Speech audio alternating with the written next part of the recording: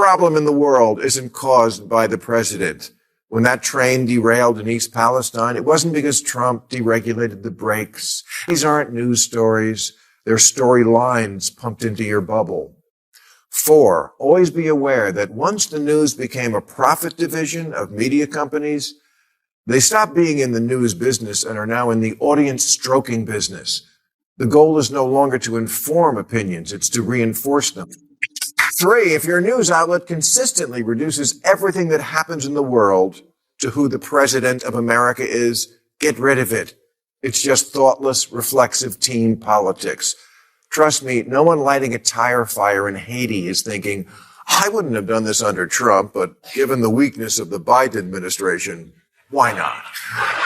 Bill Maher has once again taken aim at the mainstream media, accusing major networks of turning everyday stories into dramatic national crises.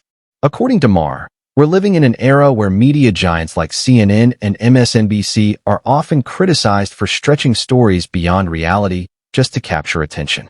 Maher, who has long pushed back against that style of reporting, recently delivered a blunt critique of what he sees as a growing bias, especially when coverage involves Donald Trump and the Republican Party. His comments weren't subtle. They were sharp, direct, and impossible to ignore. So before we get into the details, make sure you hit the subscribe button, and let's break down exactly what Maher is calling out. Reported this year that the U.S. was on track for nearly a 300% increase in measles cases. 300%? Wow, that sounds like it could be millions. It was 35. Because they just want to manipulate you into clicking.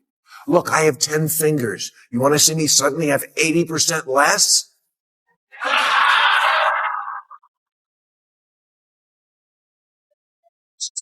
Stop. Yes.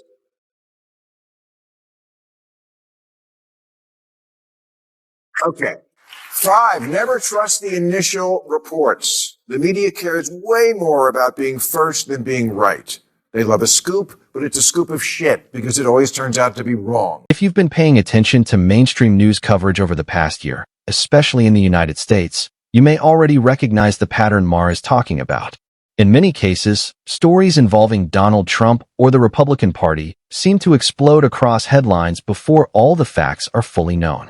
A negative headline can spread through television networks and social media within minutes. The rush to be first often overshadows the responsibility to be accurate.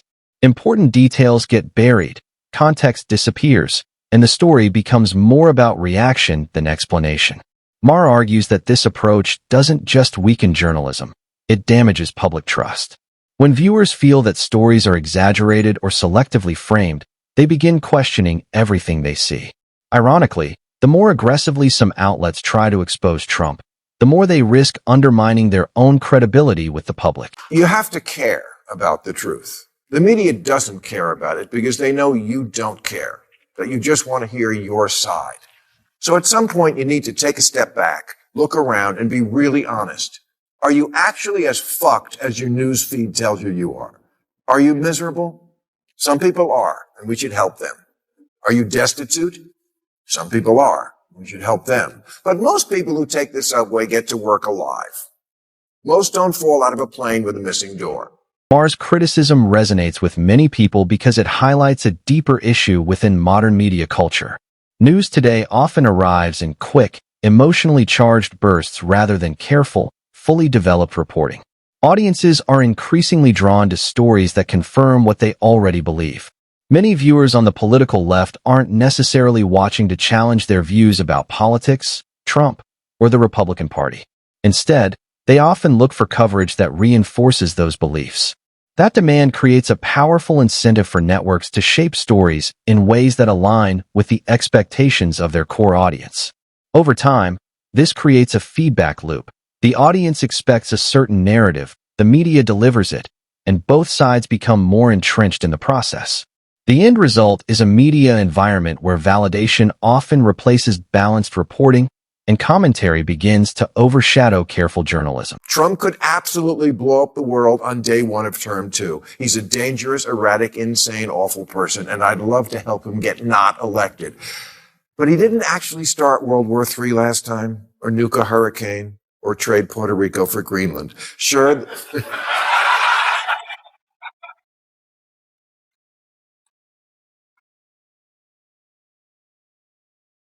Sure, the sequel is usually worse, but until he does, I'm going to live my life and not the one the media wants me to live, hating half the country and shitting my pants 24/7. Is the sky really falling? I don't know. Maybe. And maybe it's just the door from a Boeing airplane. Maher pointed to a recent example that perfectly illustrates how media narratives can grow far larger than the events that sparked them. A small group of students organized a demonstration on a college campus, something that happens regularly at universities across America.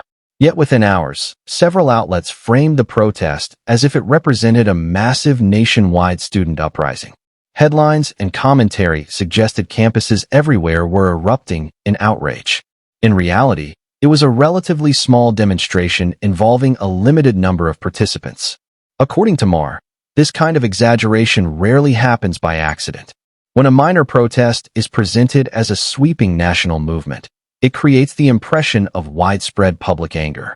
And more often than not, that narrative eventually circles back to the same political figure, the president. Maher argues that inflating small events into major national stories distorts reality and fuels unnecessary panic among audiences. It's time for the media to admit that they blew the whole thing way out of proportion, because as always with media these days, they don't cover what's most important, just what's most fun to watch. There are 15.2 million college students in the U.S., and 2,300 have been arrested. That's 1/67th of 1%. And half of the ones in New York weren't even students. But we were given the false impression that these protesters are the voice of their generation, having found a cause for which they were willing to go to the tents and to the barricades. Oh, please, these kids are more violent when their team wins a championship. From Maher's perspective, the reason is fairly simple. Calm reporting doesn't attract nearly as much attention as outrage. In today's competitive media landscape, networks are constantly fighting for viewers, clicks, and social media engagement. The fastest way to hold an audience's attention is by presenting stories that trigger strong emotional reactions: anger, fear, or frustration. Over time, outrage has effectively become a business model. The more intense the reaction, the higher the engagement and the stronger the ratings. As a result, ordinary events or balanced discussions often receive less attention than stories that promise controversy. Panels grow louder, headlines become more dramatic, and disagreements are framed as national crises. The goal is no longer just to inform the public. It's to capture attention in a crowded information marketplace.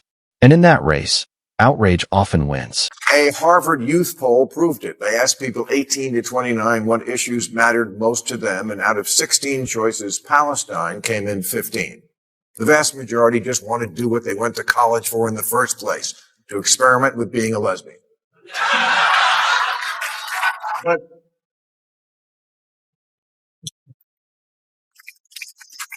But when these kids chant, the whole world is watching, they're right. But only because you assholes with the cameras won't show anything else. Isn't there a bear in a swimming pool somewhere you should be covering? Maher is careful to point out that strong headlines aren't automatically a problem. If a debate truly exposes serious flaws in a policy or dismantles a weak argument, bold language can accurately reflect what happened. The issue begins when headlines promise drama that the content never delivers. That's the line Maher believes many outlets are crossing. There's a major difference between highlighting a real confrontation and exaggerating one simply to attract readers. When headlines oversell a story, audiences eventually notice the gap between expectation and reality. That disconnect damages credibility. Viewers feel misled, and trust in the outlet begins to erode. Maher's broader message is straightforward. Dramatic framing should follow the facts, not replace them. Once journalism prioritizes spectacle over substance, it starts drifting away from its core mission. I thought, as a public service, since it's so hard to find reliable news these days, tonight I would provide a few rules of thumb for trying to follow the news in our modern age. Starting with, if the headlines in your preferred news outlet routinely feature words like shreds, destroys, pummels, bashes, your outlet is a partisan piece of shit. Either that or you're reading a Batman comic.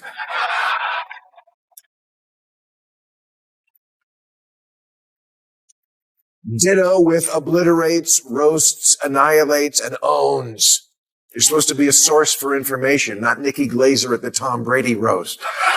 What makes Maher's critique especially interesting is that most viewers already have a sense of which outlets he's referring to.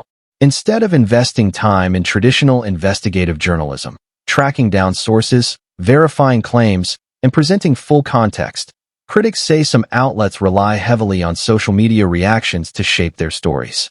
A handful of tweets can suddenly be presented as what fans are saying, and a few online comments are transformed into what appears to be a national trend.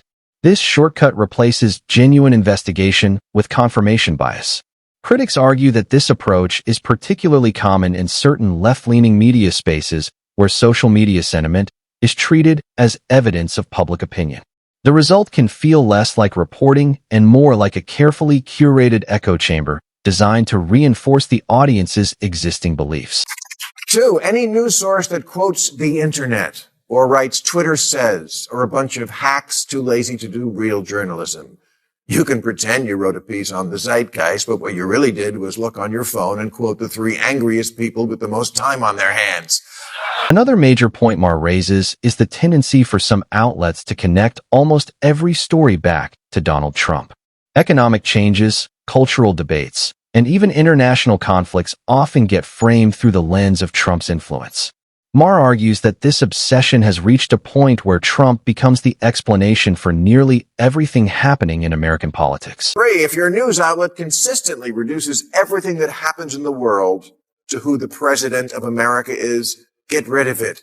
It's just thoughtless, reflexive team politics. Trust me, no one lighting a tire fire in Haiti is thinking, I wouldn't have done this under Trump, but given the weakness of the Biden administration, why not? Of course, the President of the United States wields enormous influence, and his decisions naturally carry global consequences. But that doesn't mean every political controversy, social dispute, or economic shift can realistically be traced back to him. By forcing every story through the same political lens, media coverage can oversimplify complex issues. According to Maher, that approach traps audiences in a constant cycle of outrage rather than encouraging deeper understanding of the issues shaping the country. Every problem in the world isn't caused by the president. When that train derailed in East Palestine, it wasn't because Trump deregulated the brakes and the container ship didn't hit the bridge because of Biden's woke DEI agenda. These aren't news stories. They're storylines pumped into your bubble. 4, always be aware that once the news became a profit division of media companies, they stopped being in the news business and are now in the audience stroking business. The goal is no longer to inform opinions, it's to reinforce them. Walter Cronkite used to say, that's the way it is. Now that's our story and we're sticking to it. In the end, Maher's argument isn't really about defending Donald Trump. It's about questioning the way modern media operates. When every protest becomes a nationwide uprising, every disagreement turns into a crisis, and every headline circles back to the same political figure, audiences eventually begin to doubt what they're hearing. Sensationalism might boost ratings in the short term, but it can also erode long-term trust in journalism. Maher's criticism serves as a reminder that strong reporting depends on accuracy, context, and restraint. Viewers also share responsibility. Instead of staying inside media bubbles that reinforce existing beliefs, audiences can benefit from seeking different perspectives and examining stories more critically. A healthier media environment depends on both responsible journalism and engaged viewers willing to think beyond the headlines. And that brings us to the end of today's video. If you enjoyed this discussion, don't forget to like the video and subscribe for more content like this. Thanks for watching, and I'll see you in the next